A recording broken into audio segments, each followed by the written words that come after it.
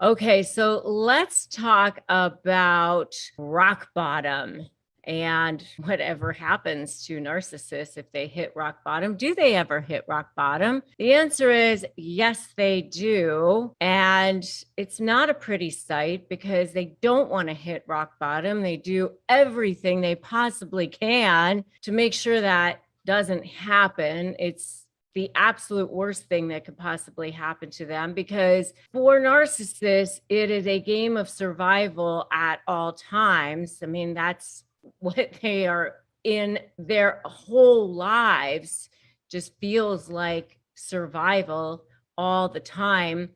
That's why they act the way they do, because they feel like they're constantly trying to survive. In a way, it's very sad. It's like they don't have air or oxygen, and they don't have a sense of self. They're constantly trying to layer on any feeling of having security or a feeling of value from external sources. And it's this black hole they're constantly trying to fill. It's like trying to get oxygen, and they can't get it. And so when they collapse, when they hit that rock bottom, it's because they've been exposed. It's because that mask has come off, because they've been outed for who they actually are. That's when they've hit rock bottom. They've led these double lives, and the real self has been exposed. And by the way, when you're negotiating with them, that's how you have the power. That's how you have the leverage, is by putting that pressure on and potentially exposing them, and having that strategy and having that leverage to potentially exposing them, and potentially putting that pressure on and motivating and squeezing them that rock bottom might be a possibility. And they don't want that to happen, because they know what that might look like for them. So what happens when they potentially hit rock bottom? Well, obviously, there's always that underlying potential of rage. They have this something called narcissistic injury. And when that narcissistic injury gets triggered, which is always right below that surface, that narcissistic rage can come flying out. They're very easily slighted, because they don't have that sense of self. Anything can slight them, any kind of amount of tone, anything that potentially looks like something against them. So they feel very bad about themselves, even though they act like they are so wonderful all the time, and they put these airs on that they're supposed to be so entitled all the time, and they're supposed to have the best tables and the best this and the best that. It's all a big act, really. Underneath it all, they feel horrible about themselves. They have this issues with self-loathing, or potentially depression, especially the covert narcissists. And so they oftentimes they go into these deep depressions.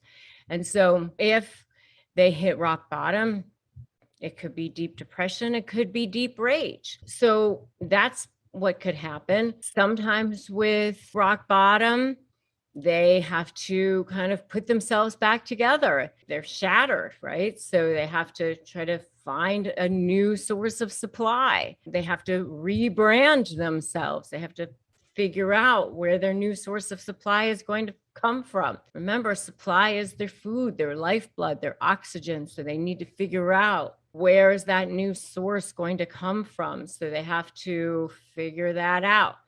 I mean, they're almost rebranding themselves as if, it's a failed business. If a business fails, what does a business owner have to do? They have to rebrand themselves. So that's what a narcissist has to do. They have to figure out what they're going to have to do to attract new supply in. So that's what a narcissist would do. And by the way, if you want to know what the signs are that this rock bottom may be coming, you can check out my video on the signs of a narcissistic collapse, that collapse is coming on. They could be just in a state of shock for a while, that that this actually happened to them, that they were exposed. I can't believe this happened to me. And maybe they act like a victim. If they're a covert narcissist, they may just act like a victim. Any narcissist, of course, is going to be blaming the rest of the world. So they could be just sitting there telling everybody how everybody else is to blame for the fact that this happened to them, projecting and deflecting. It's everybody else's fault. That person, it's this person. Of course, they can't take any responsibility for themselves. So they may go around trying to get everybody in the world to think that their rock bottom happened because of these circumstances or that person or everyone else. Of course, right? Every once in a while, you might find that the narcissist might actually be changed as a result. Sometimes it happens. I have known a few narcissists or people who have said to me, I once was a narcissist and rock bottom is what caused me to change. I, as a result, got therapy and help and was reformed as a result. And because of that, I now have a beautiful wife or husband or life, and I'm no longer that person. It doesn't always happen that way, but sometimes it does. Sometimes that's the thing that causes the person to look inward and get the help that they needed and become who they were supposed to be, but it doesn't always happen that way. Most of the time it doesn't. Sometimes, they become very vengeful. They start plotting against the person. Most of the time, it's not a pretty sight. Most of the time, it's probably pretty much what you expect, not necessarily a good thing. And you could pretty much expect that that's what's going to happen. And especially in negotiations. And I'll tell you this, as I've said many times before on this channel and in these videos, narcissists are definitely way more afraid of you than you are of them. And they did not attach themselves to you because you had so little value. They definitely attached themselves to you because you had so much. And when you are negotiating with them, stand your ground. Definitely stand your ground. Create your strategy, create your leverage. You can figure this out. You can create a strategy that definitely works. And when you have given them an offer, stop allowing the gaslighting. I can't tell you how many times I have seen somebody give an offer and then they turn around and say, you haven't given me an offer. And you absolutely have. Just stand your ground and say, give me a counteroffer. Don't allow them to gaslight you. Be okay with the fact that they may hit rock bottom. Don't allow yourself to feel guilty that they may hit rock bottom. That is not your responsibility. They are who they are. You as the empath cannot take responsibility for who they are. If they're going to hit rock bottom, it's okay. The negotiations are going to go however they're going to go. And you have to be okay with whatever the fair and equitable result is for you. You are the only one that is going to have to live with whatever the result is going to be moving forward. And you have to do what you have to do so that you can take care of you. There's nothing wrong with you taking care of you. Fed up with narcissists walking all over you? Sick of everyone believing their lies while you're paying through the nose in attorney's fees? What if you could hold all the cards for a change? Hey, I'm Rebecca Zung. I'm a top 1% trial attorney, a USA Today bestselling author, and I've spent my entire career helping people slay narcissists in negotiations, most recently through my proven slay method. What if your suffering could become your superpower? Imagine turning all that pain into power, not just for you, but for others too. This is your chance to take back control. You can finally win. Become a high conflict negotiation certified coach. Help others while transforming your own life and do good for the world. this is your chance. Go to RebeccaZung.com/apply, and I'll show you how to turn the tables for good starting today. You are pretty amazing yourself. You were raised in Europe by Swiss and Colombian parents. You've got a master's degree in communications from the University of Zurich, and you work for Microsoft. You were an entrepreneur. You were in the franchising industry. I think this is important for people to know, because I say this all the time, that narcissists don't attach themselves to you because you have so little value. They attach themselves to you because you have so much. And, you know, this woman is powerful. She's a badass. She's incredible. She had a career that went from Europe to Canada, Mexico. I mean, she's amazing. And ended up married to a narcissist, right? Exactly. Yeah. And I think people think, oh, narcissists only target meek, mild, you know, women or people who are going to be, I think, you know, people who are going to just do whatever they say or whatever. That's not the truth, is it? No, it is not. But little did I know about narcissism, I literally knew nothing. So, to be honest, for all the years that I was married to a narcissist, I didn't have an idea. Like I didn't know I was dealing with a narcissist. Um, and so, you know, like every narcissistic relationship, everything started perfectly. The love bombing. I got jewelry immediately. I was, my ex was living in another country, so I was given flights to go visit him. He would visit me. It was just perfect. I didn't have to spend a dime. Everything was taken care of. I felt like a princess. I was on this very high pedestal, and I was very comfortable. I had never been there, so I thought, wow, this guy really means it.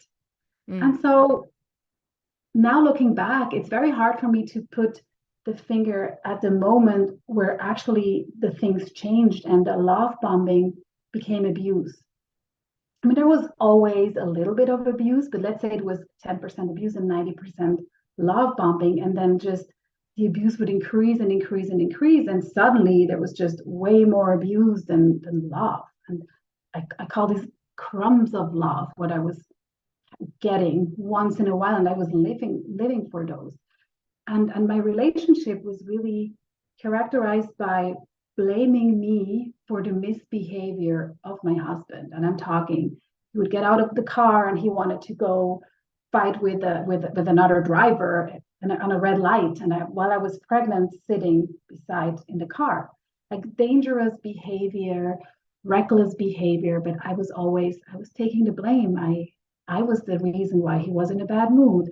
I was the reason for everything bad happening. I just took it. I took every blame.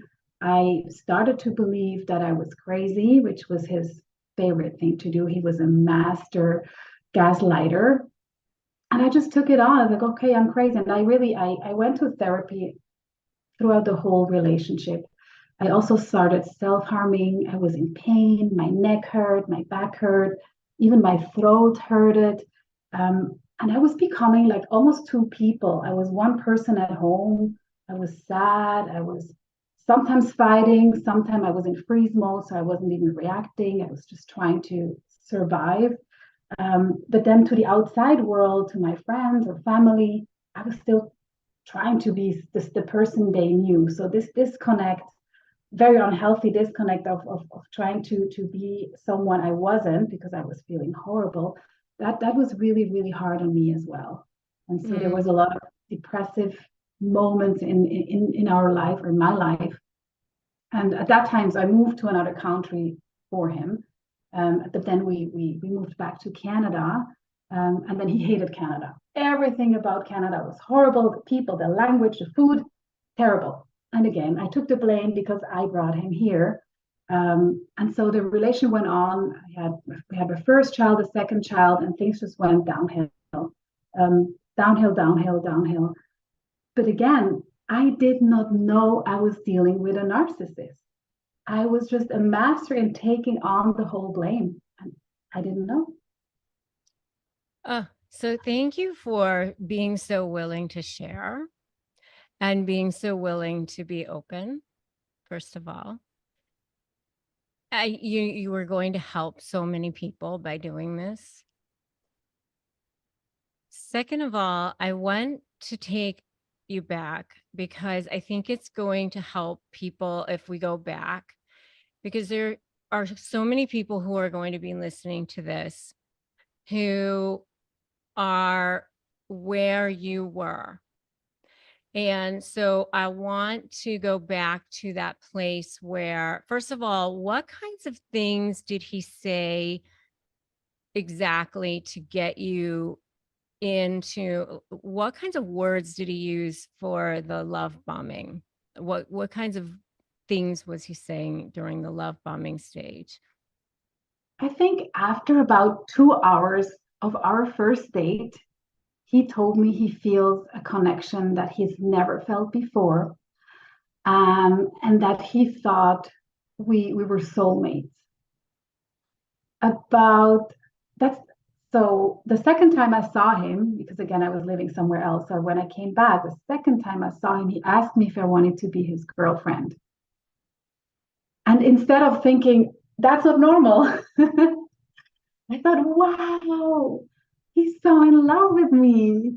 And it went on and on. And so he would always pay for everything. And he would tell me that I'm his princess and that I didn't need to do anything, that he would take care of me. Always say, I take care of you. I want to take care of you. And he really knew what types of questions to ask. So I opened up completely. I was extremely honest. I told him everything, all my pain, all my problems from the past. And he really said, oh, that's never going to happen with me. I'll take so good care of you. And I believed him everything. Another thing he was very good at is future faking.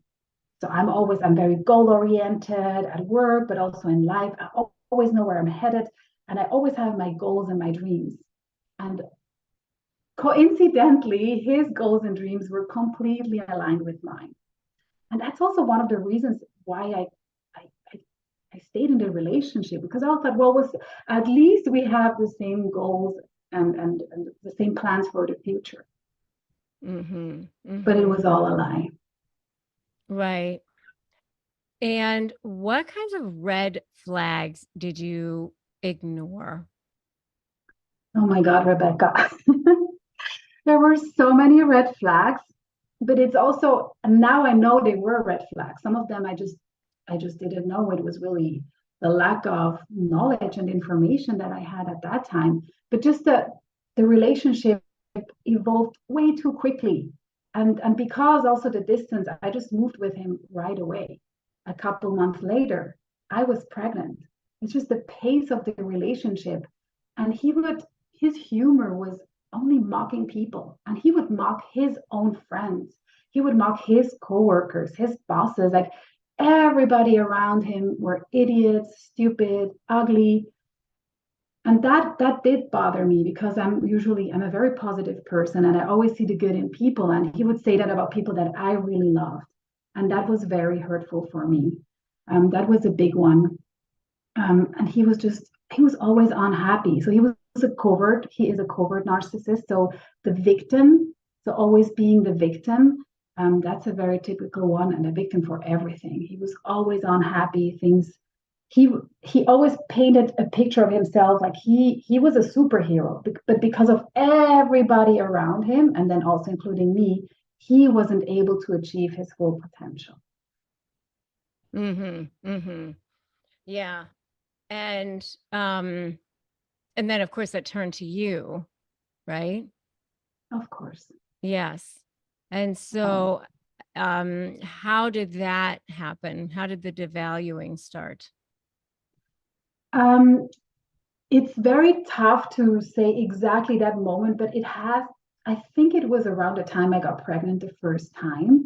I was very focused on being pregnant for the first time. Number one, number two, I was very nauseous. I felt bad. So I was focusing more on me than on him.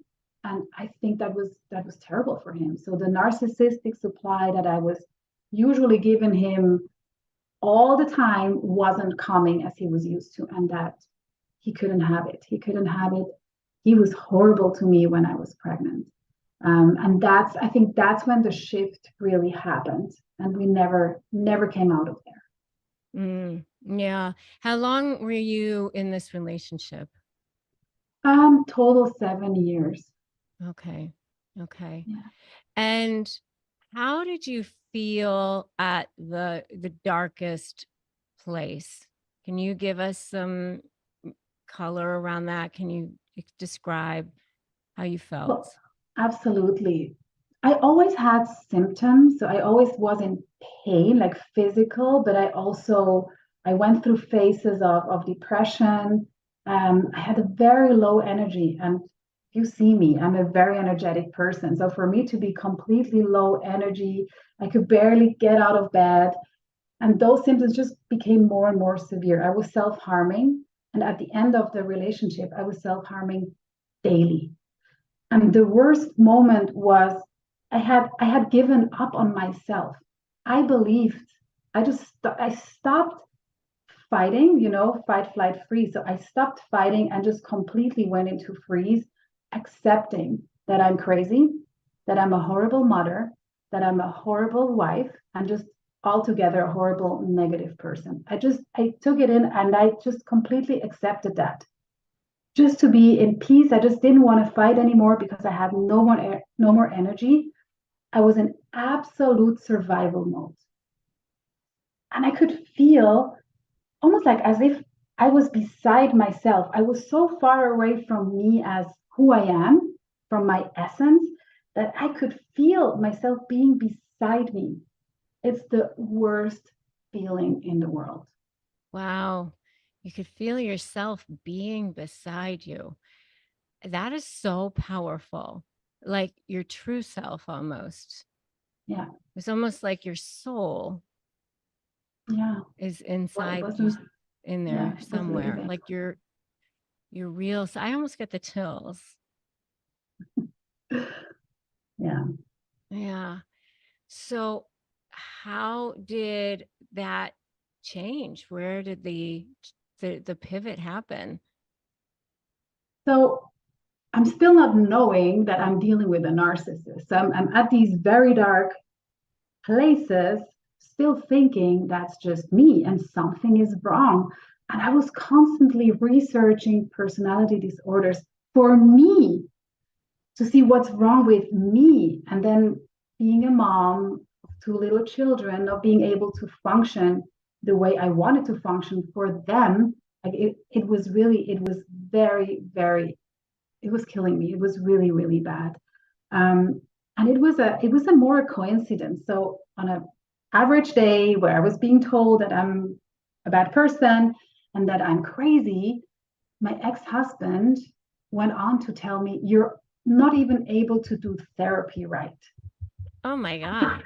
I kept thinking, oh yeah, because I had given up on myself. I didn't even continue therapy at that time. I said, oh, good idea. I'm going to go back to therapy.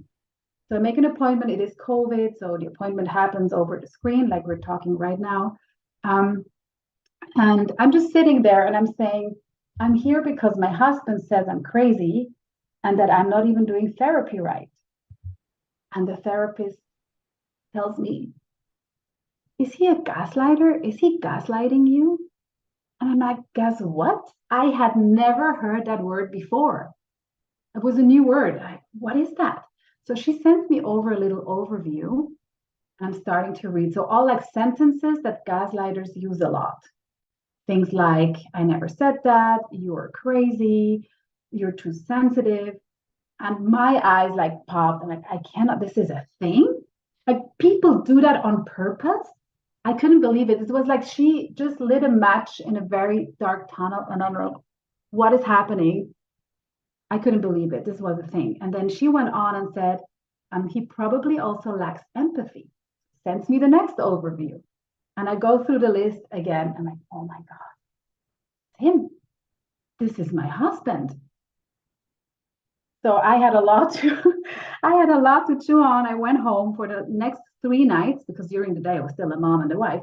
But during the nights, for 3 nights, I just researched. So when you Google gaslighting and lack of empathy, guess what comes out? Of course. Narcissism, narcissism. So I am taking it all in. I'm researching, reading, listening, watching videos. You came up as well, Rebecca. That's when I saw you for the first time. Oh my goodness, all this information. And I'm realizing it wasn't me. It was him. It's a thing. People do that. People are so manipulative that they want to make you believe that you're lost, you're crazy, you're worth nothing. Wow. So yeah, that's when I realized I need to leave. This is it. All right. And so how did you get out? Yeah, so it was COVID. Borders were closed. Canada was extreme, so nobody was allowed to come into this province. We were living in a new province because he had gotten a job that he then also lost because of COVID. So there we were in a completely new city where people couldn't come visit me. So it was a very lonely situation. And I knew I had to leave, but I didn't really know the mechanics of it. So I just told him, I sat him down literally, and I went through the most horrible things he had done to me during our relationship. And I just needed to hear it one more time. And of course, he blamed me as always. It was all my fault, his horrible behavior, all because of me. So we went through all these. And at the end, I just said, I can't be with you. I cannot be with a person who thinks like that about me. This is it.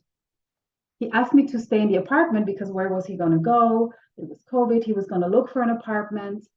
I think he never did. And then he started spiraling. So he went from anger to very abusive to aggressive. And again, I have 2 little children, right, in the same home. And he was completely unpredictable. I didn't know, what is he going to do the next day? Is he going to be angry? Is he going to be sad? He would sometimes cry for hours. He would go away, go drink, and come back. So I was getting more and more scared because I didn't know if we were safe. So I started at nights, he didn't sleep. So at nights I would go with my children, lock the door, put all the furniture of the kids' bedroom in front of the door. And I did that a couple nights. And then I was like, what am I doing? Like, I already realized he's a narcissist. I already know what he is. I am scared at home with 2 little children. There has to be something I can do here. And so I called one of my friends from here and she said, why don't you look up women's shelters? Like, oh, okay. And I called them and I'm almost apologizing, thinking I do not qualify to go there. Yeah. And I'm giving them my story and they're like, okay, is he home right now? No. Okay. Pack your things, pack the kids, come here immediately. And this first conversation with people who understood me and validated what I had gone through, it was so liberating, Rebecca. It just felt so good. And from there, the locks were changed at the door, and that's literally how I came back. So that's how I left. Oh my gosh. It's so, I mean, were you like adrenaline flowing and Yeah, absolutely. But the thing is, there's the degree of manipulation, and that's what they told me at the women's shelter. Like, try to talk from yourself. We feel like you're still blaming yourself, you're still making excuses for him. Just try to talk from your own self. And I was in shock. Like, I couldn't. I had such a hard time doing that. So yeah, it was an extreme experience. yeah. I'm so proud of you though. I mean, so strong. And somewhere around there, that's when you found the slave program. Rebecca's voice and content has been with me throughout the most darkest moments in my life. And it was a light in a very, very dark tunnel that I had to go through after I ended a relationship with my ex-husband, who was a narcissist. Her words, she doesn't sugarcoat, and that's what I love about her. Her words were always with me and gave me a lot of power and gave me what I needed to get through this. If you are divorcing a narcissist, if you're separating from a narcissist, you really need to listen to Rebecca Zung's program.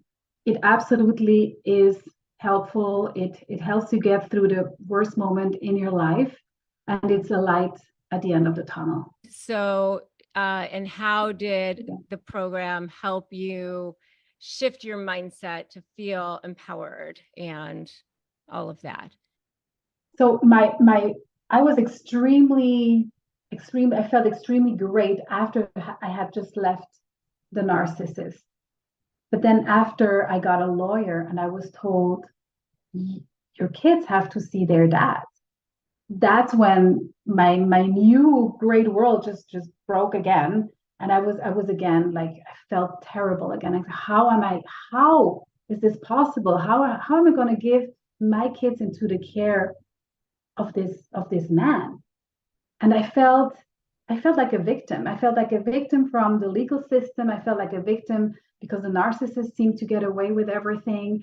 I had some people in my friends and family circle who were blaming me, and they had some very rough things to say, because separation, with little children is not a thing you should typically do. And I felt very, very small, and I felt like excuse me, I felt like a victim. And when I heard your content and your words, and that's what I love about what you say. You say you have to make a decision. You have to make a decision. It's you can either be a victim forever. That's very easy, but you can also make a decision and say, no, there is something I can do. And also, I've been in franchising most of my career. And if you look at franchising is a business in a box. That's exactly how I felt. I'm in a box. But some franchises are more successful than others, and it's because of the individual that is in them, that owns them. I'm like, oh, I'm owning this box. Okay, so I am going to be successful in this box. It's not easy, but there's something I can do. And as I was looking at me in this box, I was not just seeing one individual. I saw a lot of parts that were there. I was a mom, first and foremost, but I was also a professional. So I was a daughter as well. I was a sister. I was a friend. There were so many things, and there was so much potential in there to be better in everything. And starting with the physical, I started to go to the hairdresser again. I made my nails. I started putting makeup on again, and going to the gym and being sporty. So I just transformed myself, being maybe in a box, but just looking at what I can do rather than what I can't do. And those are your words. Oh, I love it. So, and you wanted me to ask you about the importance of consuming relevant content. So talk about that. So that was absolutely crucial to me. So it was COVID, it was a pandemic. People that I love and family members and my friends were not allowed to come to support me. So everything was online. So all the information that I was consuming, the voices that I was hearing were influencers such as yourself, Rebecca, were people that talked about this topic. And I became every Monday I knew the new episode is going to come out from your podcast, and I had to listen to it. I was really every Monday there was this moment of peace, and there was something inspiring for me, and that kept me going and going and going. And I mean, your content is just absolutely amazing, even without a pandemic. But if you have nothing else, it's just having this voice there that is holding you. And I think it's your German side, because you're also to the point, no sugarcoating. It's like, bam, you have to make a decision. You have the power, but you have to grab it. You have to do things to get out of it. I love It's it. very empowering. Yeah. And now you are a certified narcissistic trauma informed coach. Wow. What is that? Yeah, so as I was going through my own healing journey, I did a lot of things intuitively. Like I got myself a spiritual guide to connect mind, body, and soul again because I was so dissociated from I was numb. Like I could barely feel anything. At the end of the relationship, I could barely feel the love for my children. I knew I loved them. I gave them kisses and hugs, but I couldn't feel anything. I was completely numbed out. And so, with a lot of meditation, we time traveled. We went to my childhood and made sure that we also got rid of everything that had happened in the past, which is what brought me into a relationship with a narcissist in the first place. So, I did a lot of things very intuitively. And then I found this training that now also put the science behind everything. And so I'm using now parts therapy, internal family systems, Mm, polyvagal theory, somatic belief reprogramming. I That's love when you it. rewire the brain, and hypnotherapy. So really all these elements, but they're all focused on healing from narcissistic abuse. And I think also what is very unique about it is I look at narcissistic abuse as trauma. It It is is trauma. definitely trauma. It is trauma, but the narcissist did not create your initial trauma or your initial wound. That happened before the narcissist.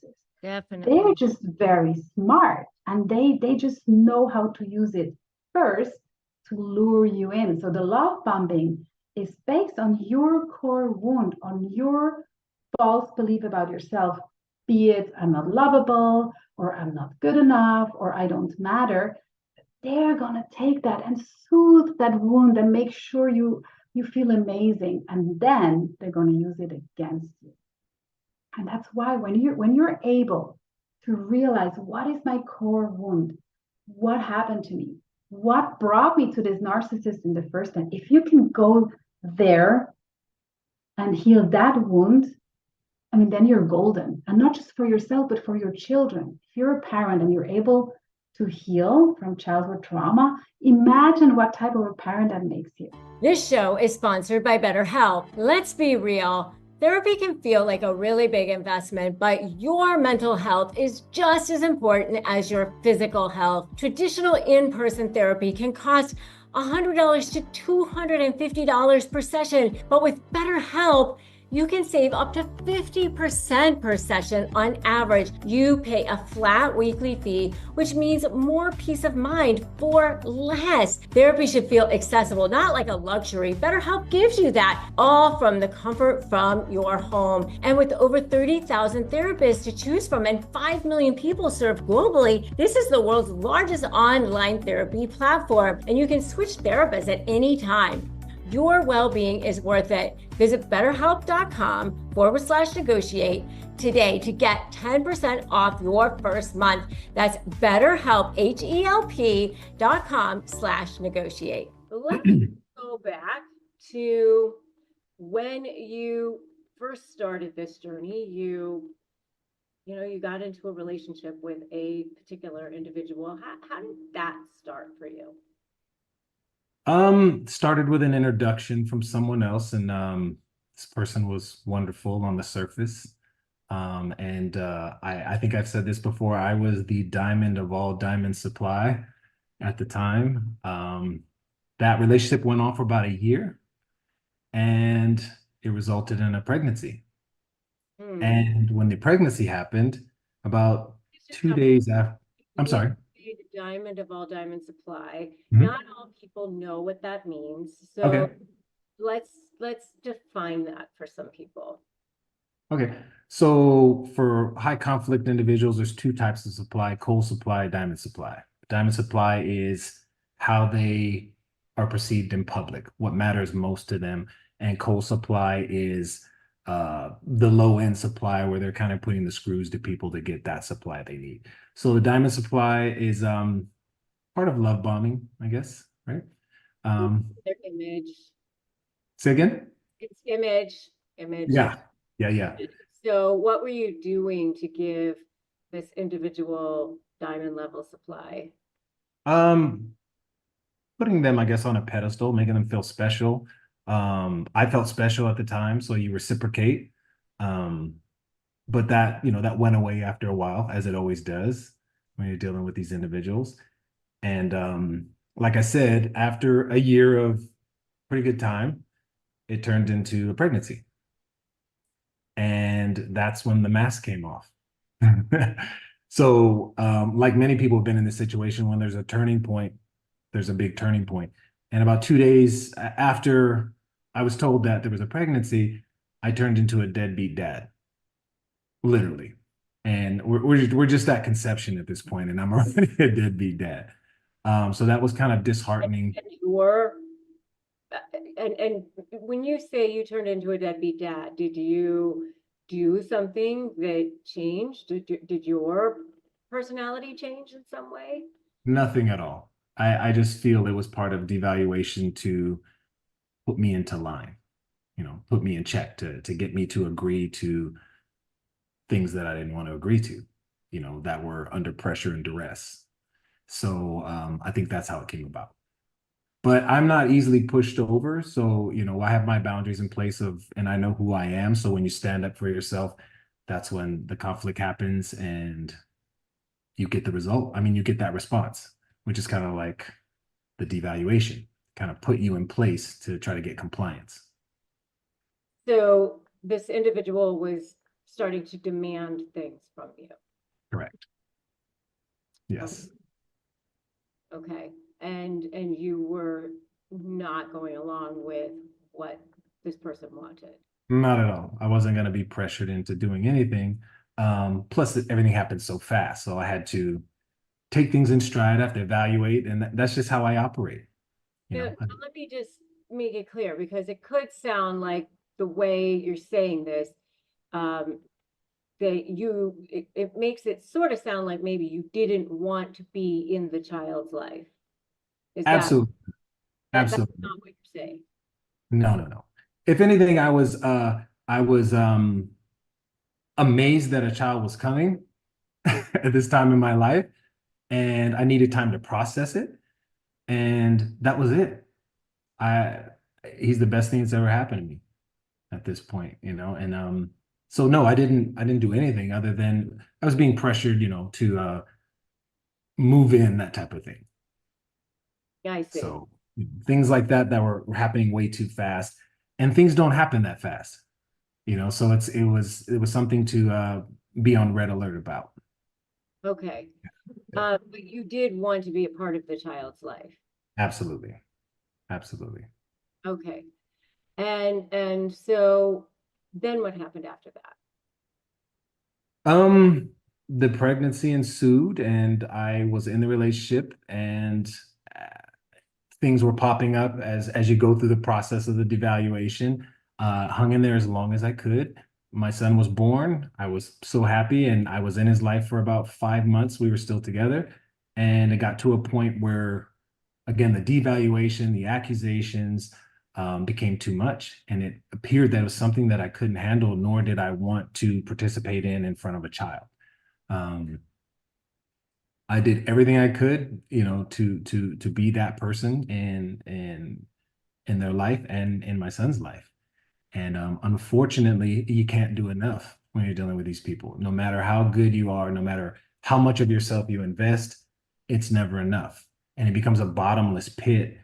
And you find yourself getting lost in that, and feeling like you can't win no matter what the situation is. And all I wanted to do was be a father to my son and to be in his life.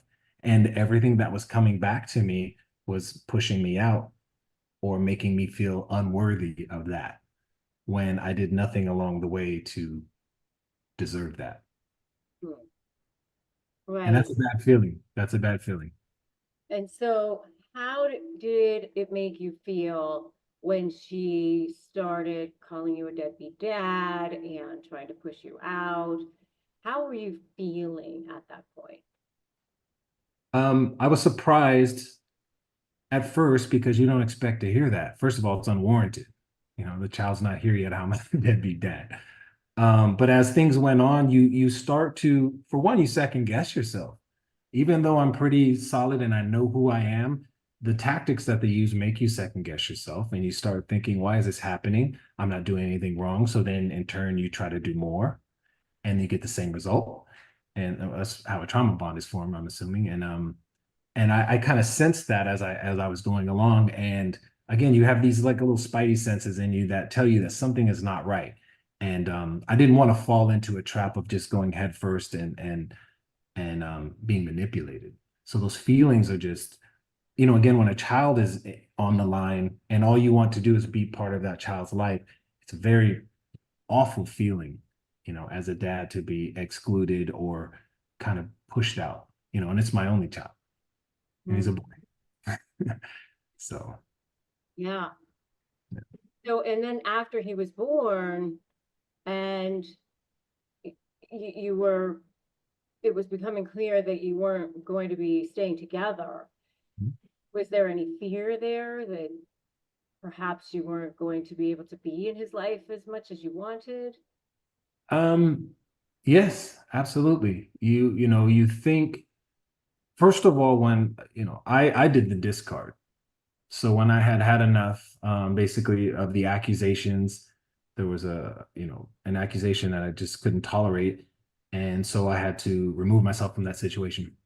Are you comfortable revealing what that was? I was accused of verbal abuse of the child. Oh, And, yeah, and nothing like that has ever happened.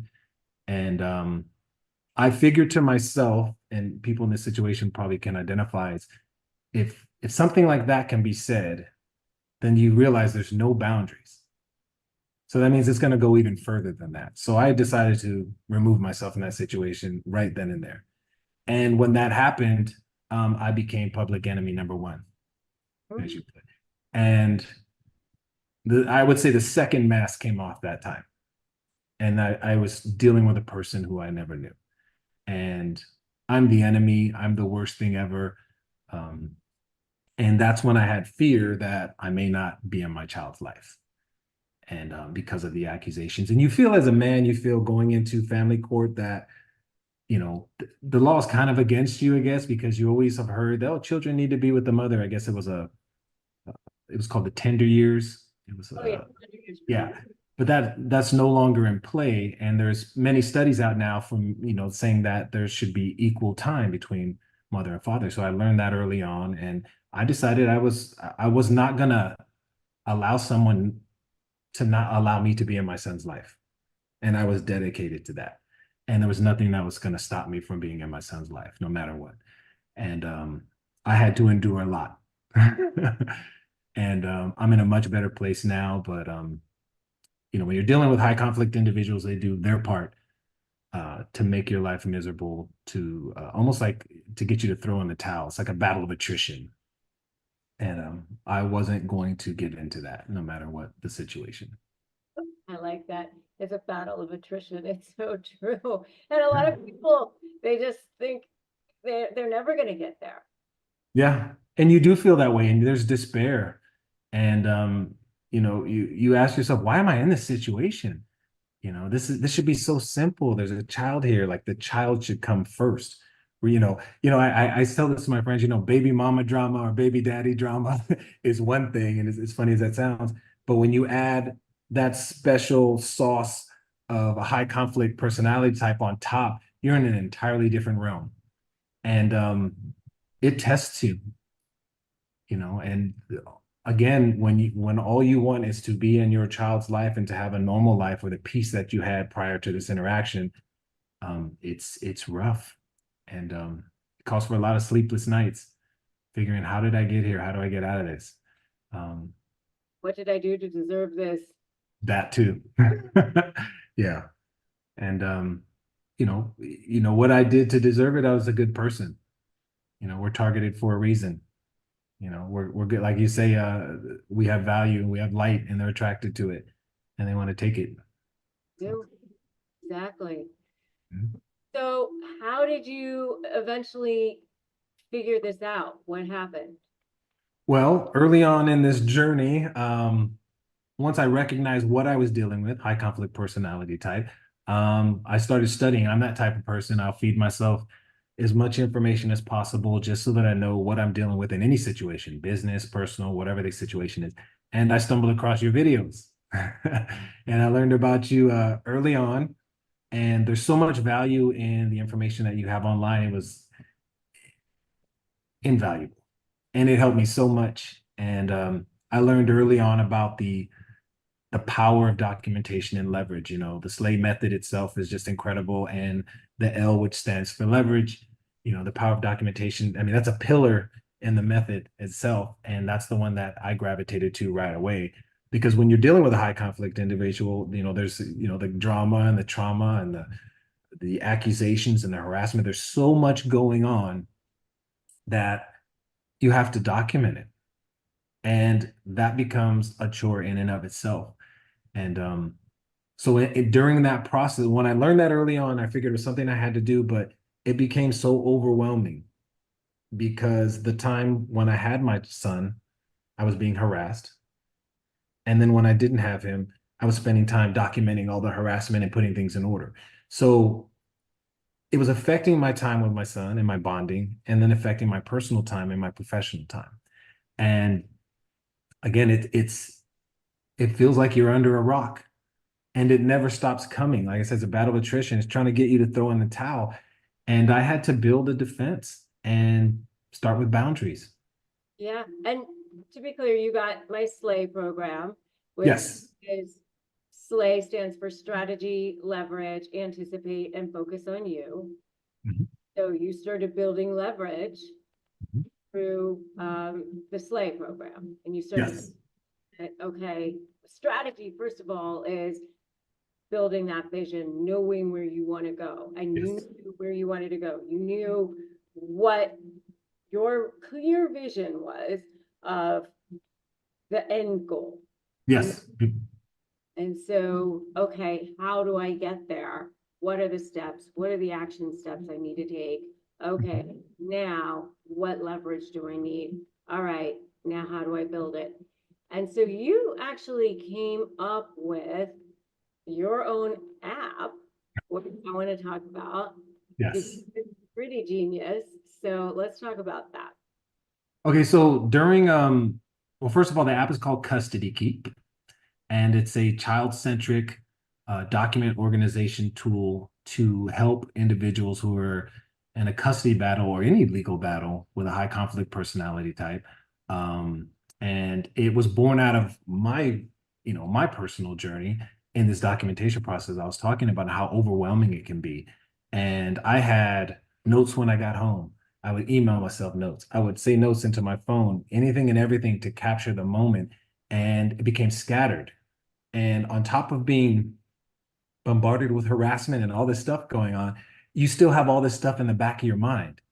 And unless you get it out and organize it, you feel discombobulated and there's a lot of anxiety and stress that goes along with it, a lot of sleepless nights. You wake up in the middle of the night thinking, oh my God, I need to jot that down.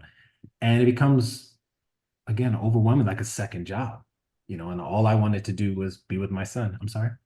Well, yeah, and I was just going to mention in the program, I do teach you how to organize it, right? Yes. And I do give you some templates, and I give you a lot of different samples of leverage. Absolutely. Of, Mhm. but it's still on you to go, okay, what's going to be, you know, my leverage, and how do I need to, Yes. and what summaries are going to be good for me, right? So, Yes. so that's where what you've come up with helps with that. Yes, I basically took what I learned from the SLATE program and how to organize it, but then centralize it. So it's all in one place and you can do it in real time. I found myself in many situations where something would happen and I needed to jot it down immediately, like contemporaneous notes so that I wouldn't forget it. And that's how I came up with this. And having it all in one place makes it easier. It gives you peace of mind, mainly peace of mind. You know, because you know you can rest assured it's all there. Once you get it written down and put in there, you can go on with your life. And that's the problem I had before was I'm organizing all this stuff. I'm jotting it down. I'm assembling it the way that you say, but I still felt like I had it. You know, everyone has their own method. So it could be, for me, it was all over the place. Even though I was doing everything, I was still all over the place. So I'm a solutions guy. So I always try to figure out a way to work the most efficient way possible. There's only so many hours in the day, and many of those hours I wanted to dedicate to my son. I didn't want to spend all my time writing this stuff down. So I developed this tool, which is a series of databases, which allows you to organize entries chronologically by category and searchable by tags, and allowing you to attach evidence to each or an exhibit to each entry so that it's all there. So you can literally do it in minutes. You open it up, hit the date. It's mobile as well. You put in your entry, attach your document, go about your life. And that alone gave me so much more peace of mind and time, because the time that you lose when you're documenting and going through this, you don't get it back. No, You exactly. know? And again, that battle of attrition, they're just throwing these things on you, and it consumes you. So I found a way to get it out of my head and off my back and document it where I can go on with my life and spend time with my son. Yes, I would tell them your motto. Oh, it's their word against your documentation. Yeah, I love And that. I came up with that early on, and that was my that was my guide through the whole process. It's like you know, when you're dealing with high conflict personality, they're going to accuse you of anything and everything, but it's hearsay. And everything that I present is supported by facts or document or proof. And that makes the difference in the world. And I think it's not just a tool, it's kind of a strategic advantage in your fight for justice in these cases, you know? And you know what I always say is, like, every single time they do something, instead of being mad, what do I tell you to say? To say thank you. Yeah. Thank you for the gift. Thank you for the gift. Yep. Just jot it down, right? Thank you. Oh, they were late again? Oh, okay. Thank you. Oh, they they verbally abused you? Oh, thank you. Thank you. Yep. And one of the things that I like to share is, you know, when you talk about this as well, is when you are documenting, you're able to see patterns. Hmm? You're able to, because it's all there, and you don't have to file it away in your mind. It's there, and you'll say, oh, every Monday this happens. And then you'll see a pattern there. Or the deceit. The deceit comes full circle. Something that was said before makes no sense now, or they're saying something entirely different. And then you can expose the bad behavior. Right. Exactly. You know, I always have this sample that I use in one of my webinars that one of my clients had used in trial, which was that, you know, it was in a 4-month period. There were like 98 custody exchanges, Yeah. and I asked for a change, like, I don't know, like 50 times of the 98 times or something. And then in under an hour, it was like 40 times or something. I mean, it was like ridiculous. But you Yeah. know, you don't even notice this stuff unless you're keeping track. Exactly. And you hit it right on the button, like being able to document that, and when you're being notified, that says a lot when you're in front of a judge. I mean, hey, every time I got a notice, it was 10 minutes before I was supposed to be there. You're already on your way, you know, to exchange or whatever the case is. And that's disrespect and inconsiderate of people's time. And it's meant to extract coal supply, you know, just to put the screws to you. Well, and it's that, and on top of that, it's the other person is going, I'm the best dad, or I'm the best mom, or I just want to be with my kids. They mean the most to me. Well, really? But look at this. You asked for a change in schedule like 50 times. Yeah. If putting your kid first, what does that say? Right? Yeah. So it's great for cross-examination. Yeah. Oh, and you asked for a change in under an hour? What's so important to you that you had to change your schedule right at the last second? You know, and especially when you're always on time, you know, if you're doing your best, in my case, I'm trying to be the best father that I can be, right? And the best co-parent. And I don't have any, even though all these things I've been accused of, I don't have ill will. I just want to be able to be the best father, deliver my son on time, wish him well until I get to see him again. but I get the exact opposite, and it's very, very unfortunate. And my goal again is, one another saying that I have for custody keep is, protect your peace, protect your children. And again, it's kind of what I want to do is just know that I'm at peace when I drop him off, and that when he's with me, I can spend the time with him and not be distracted by these things that have no value other than to stir the pot. Right. And you know what? Those are the kinds of things that make you look like you're so great too, because you're like, oh, look how many times I said yes, no problem. Because every single time you ask the other person for a change in schedule, the answer is always going to be no. And I often tell my son, who works with us, the same thing, because he's always like, I'm not going to ask her because she's going to say no. I'm like, just ask her, get her to say no, because then we have the record of it. Yeah. And it's sad that you have to do that. Again, when I'm always thinking child-centered first and or child focused, and you just want what's best for them. And sometimes you'll present something that makes the most sense for everyone, and there's just a no. Sometimes there's no response. Yeah. And you can document those things. It's important. And hopefully it'll I'm put. coming into town, for example, like to go visit him, and I want to be able to see his son, and I said, can you just ask her if we can see the child extra, and he's like, I'm not going to ask her because she's going to say no. I'm like, please just ask her so you can get her to say no. Yeah, it's unfortunate, but that's what we deal with.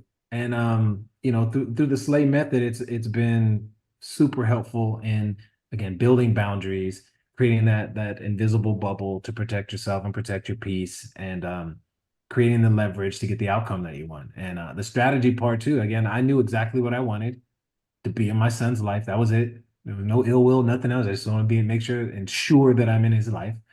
And that was my guiding policy, basically. Yeah. And where are you now? Tell them where you are now. Well, through the process, of of what's been going on, I was awarded 100% legal custody due to the lack of cooperation. Um, and we still have 50-50, what is it, physical custody, which I have no problem with. But I just want her to be a good parent, a good co-parent, but through this, again, using the slave method, that came about in my favor. Just to be able to make the decisions on my son's behalf in his best interest. It has nothing to do with me. It's just trying to come to agreements on things that are normal for regular people. Hey, let's put him in this school. No, it's a headbutt. It's unfortunate. And I'm sure people listening can attest to that, and resonate with them, because it's something that we deal with. Right. But at the beginning of this, had you been dealing with a regular, reasonable person on the other side, I'm sure, knowing you as I do now, you would have been fine with, hey, let's discuss, let's agree upon, but it came to this only because of the situation. Of course. And I don't even want problems. Most of us don't. We're empath. We just want to smooth. If the relationship doesn't work out, totally fine. There's still this little person who needs both of us, and they need us to cooperate and communicate and put them first. And that's what I've been doing. But when you're not getting it on the other side, you have to protect yourself and protect your child. So that becomes paramount, and that was paramount. And again, through that process, but it's changed me as a person. I feel like I've grown. Going through your coaching program has changed me as a person. I feel like I can handle these situations way more easily. We still can be triggered at times because of who they are, but these are tools. These are life tools that are going to help me for the rest of my life, and help me be a better father. Yeah. One of the other things that I say is never jade, right? Never Yeah. justify, argue, defend, or explain. Yeah. We just do that. We just, oh, there they are, acting like themselves. Yeah. And that gets exhausting too, doing that. And I, after learning that from you, I stopped doing that. There's no need to justify myself. I know who I am. I know what I'm providing in my son's life, and I can stand behind it. And you can challenge me if you want. I have proof of everything. There's nothing, it's sad because there's a lot of fathers who are in my situation that just want to be in their children's life. They don't want the drama. Yeah. But if you're a renter, this is a no-brainer. You earn points on groceries and travel, so why not on rent? With Built, paying rent finally pays off. There's no cost to join, and just by paying rent, you unlock flexible points that can be transferred to your favorite hotels and airlines, a future rent payment, and your next Lyft ride, and more. When you pay rent through Built, you unlock two powerful benefits. First, you earn one of the industry's most valuable points on rent every month, no matter where you live or who your landlord is. Your rent now works for you. Second, you gain access to your exclusive neighborhood benefits in your city. These include extra points on dining out, complimentary post-workout shakes, and unique experiences only Built members can access. And when you're ready to travel, Built points can be converted to miles and hotel points. Your rent can literally take you places. Start paying rent through Built and take advantage of your neighborhood benefits by going to joinbuilt.com/negotiate. That's joinbilt.com/negotiate. Make sure to use our URL so they know we sent you. That's joinbuilt.com/negotiate. I want to step back though. To the beginning of your journey, because it's great to have, let's, there, people are going, oh, that's just great. They're there, but I'm over here, right? So how did this begin for you? Well, rock bottom. So I really want people to hear that, because rock bottom is the gift, right? Like rock bottom is what teaches us. It's not the top of the mountain that teaches us the lessons. It's not the top of the mountain that actually feels so good. It's when you are at rock bottom, when you are in the depths of hell and you start to claw your way out, when you start to feel hope again, there's no greater feeling than that. And it's such a misconception that I've got to get all the way from down here to way up there at the top of the mountain. No, you don't. It's like we just need to take one baby step. And that baby step out of hell feels just as good as that last step to the top of the mountain. Talk about your rock bottom.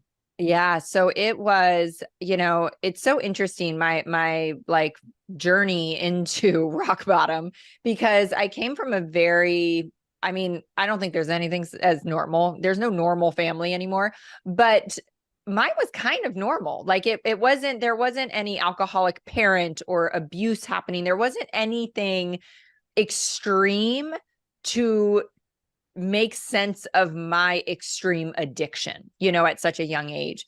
The thing that I can say is I'm the youngest of 6 Irish Catholic. So there you go. Irish Catholic, a lot of times people say Irish Catholic alcoholic. Those usually go together. There was alcoholism in my family, like an uncle here, people there, but it wasn't something I grew up really knowing a lot about. So yes, I believe there is a genetic predisposition to addiction, and I've got that. But I also believe that was coupled with just being born with a personality of like super type A, Enneagram 3, driven in every single thing I wanted to do. And it's interesting because, I'm a mom now, and we're always feeling like, am I doing the right thing? We're going to mess it up. We're all going to mess it up, right? No, but nobody does it perfectly. My parents did a really great job of not putting pressure on me, but I put pressure on myself, because in our society, I was an extremely good student. I was the best in sports. I was on the all-star teams. I was, tested at Johns Hopkins in 7th grade for academics. And so I was just really good at everything. And that sounds really egotistical to say, but it's just the facts. But society rewards success, right? The accolades that you get, the attention that you get as a child you can't help but be driven to get more of that. Oh, yeah. I had the And opposite, by the way. I'm half Chinese and half German, which by definition means I have no fun genes whatsoever. that's hilarious. My mom's actually German. Her side of the family is German. Yeah. Maybe that's where I get the no fun, because I'm such a workaholic. Yeah. I love it. I love it. But I was just driven. I was driven to succeed in everything. So I was like that workaholic, personality when I was 8, And so when I discovered alcohol at 14, I always say it was like this giant pressure valve button. Like somebody hit the button for the first time in my life and I could breathe. I could just chill for a quick second. And I was like, oh, that was amazing, and so I sought it again and again and again. And just like everything I did in my life, if I'm going to excel in school, if I'm going to excel in sports, if I'm going to excel at doing piano, I'm going to excel at drinking. I take everything in my life and I run with it. And unfortunately, I ran myself into the ground. By the time I was 19 or 20, and I had my first drink at 14, there were definitely drugs involved as well. But by the time I was 19 or 20, I was using or drinking every moment I was awake. So it was, waking up, not physically being able to function without alcohol in my system. So it was truly late stage alcoholism at 20 years old. I remember actually reading my mom's medical textbooks one time when I was home for like Easter, and I pulled out, she's a nurse practitioner, and I pulled out and like looked up in the back, alcoholism, and reading the stages of alcoholism. And I was like, whoa, like I checked the boxes for late stage alcoholism. I mean, my hands would shake uncontrollably without a drink. I started to have like almost these like wet brain, where you completely lose like sense of reality, scary, scary moments. And I didn't know how to stop. Like if you understand any bit of addiction, like it is truly the most powerless, hopeless feeling that anyone can experience. And, talk about confidence. I remember one time into sobriety thinking like, what happened? Like I was a confident kid. I didn't grow up really feeling less than. Like I grew up feeling, not overly confident, but confident in who I was. My parents were like, you can do whatever you want in the world. You're going to like, figure it out. And I had this confidence. And I remember being like, where did it get so incredibly shattered? And where it got so shattered was addiction, waking up every single day and just promising yourself, making the most devout promise you can make to yourself that you are not going to pick up again today. You are not going to drink. You're going to go a day without it, and then giving in and doing that every single day, day after day after day after day. Every single time you do that, it just chips away, and I remember hearing like in my early 20s, somebody saying somewhere, I remember I was in the car and I heard it on something I was listening to, and they were like, well, the way to build confidence is to make promises to yourself and honor them and keep them. And I was like, oh, so that's where my confidence was shattered. And it's really hard to build back confidence, but I do think it can be as simple as that. And I think, we have to start small, and make those little tiny promises and honor and keep our promises to ourselves and things that are doable to start to rebuild that confidence. And we'll get into that, but going back, I just didn't see a way out. I had tried to go to 12-step programs. I had tried to do different things, and I just kept falling back into addiction. And I really, at the end, didn't see another way out besides, taking my own life, because, and I know a lot of people obviously struggle big time with the concept of suicide, and everybody says it's the most selfish thing you can do. And I get that, but I also get, coming from someone that was suicidal at one point in my life, I thought it was the most selfless thing I could do, because I thought I cannot continue to put the people that love me through this anymore. Like I can't let them bear this pain anymore, this disappointment. And the only option I have, because I literally couldn't stop, was, you know, I'm just going to end my life. And there, but for the grace of God go I, you know, there was another plan. And a friend of mine from a 12-step program showed up on my doorstep, and, you know, he's like, you need help. Like, what's going on? And I remember the day so clearly, and I was like almost catatonic. You know, I was just like, I felt like I didn't even have a soul inside. I didn't have a mind anymore. And, you know, he said, you got to pray. And I was like, I can't. Like, there was just nothing. It was like an empty hole. And there was a moment where he said, I'm going to pray for you then. And he took my hand and he prayed for me and over me. And, you know, there wasn't a burning bush or a flash of white light, but I felt like there was a moment that, I don't know if God just kind of slid in, but, you know, he brought me to a meeting, and then the next day I went to another meeting, and the next day I went to another meeting. And a lot of people ask me about, you know, how did you know how to get sober? I'm like, well, I needed to get sober. If you looked at my life, there was, you know, it was like end my life or get sober.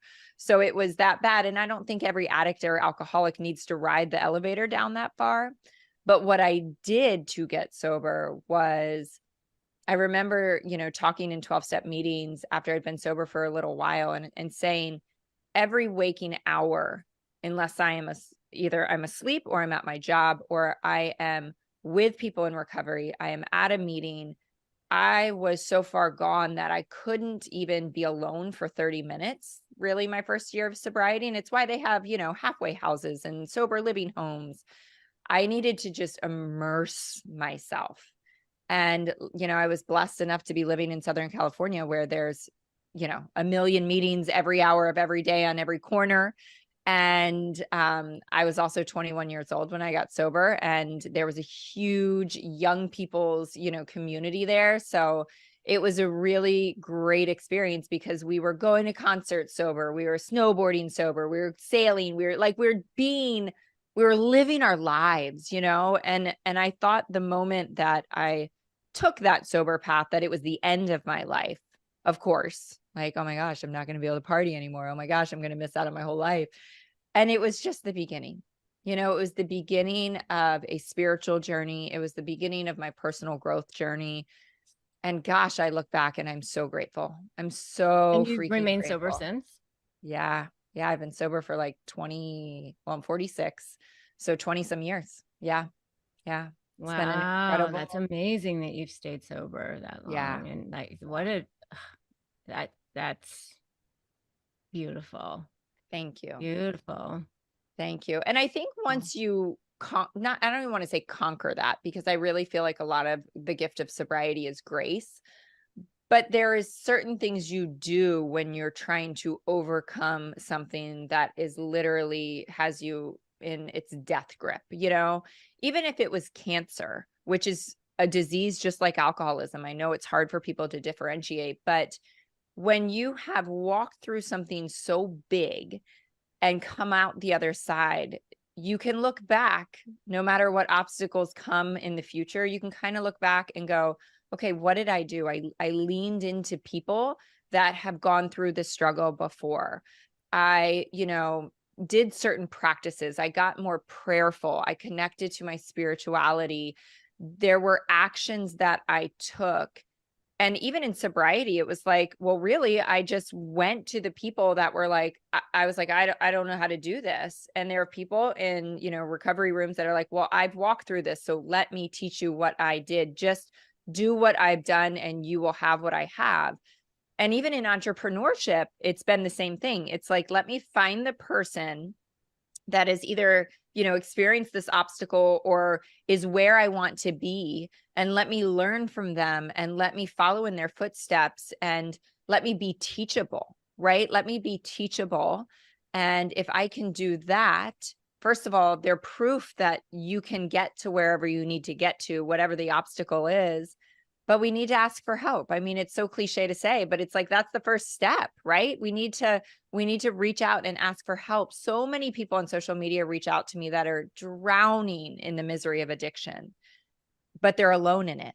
They're I totally really alone. believe in the whole concept of leap and the net appears. Yes. I think that as soon as you decide that you want to take action on anything, Yes. that the right people start appearing in your life. Absolutely. And they don't appear before you leap, right? They Right. don't appear before you leap. And Right. you know, that goes probably into so much of what you and I deal with today. It's like we kind of hear this whisper in our soul to walk away from a career or start a podcast or write a book. Or a toxic relationship, Yeah. whether Yeah. it's professional or personal, Right. you know? Yes. And that's why, you know, I say it is baby steps.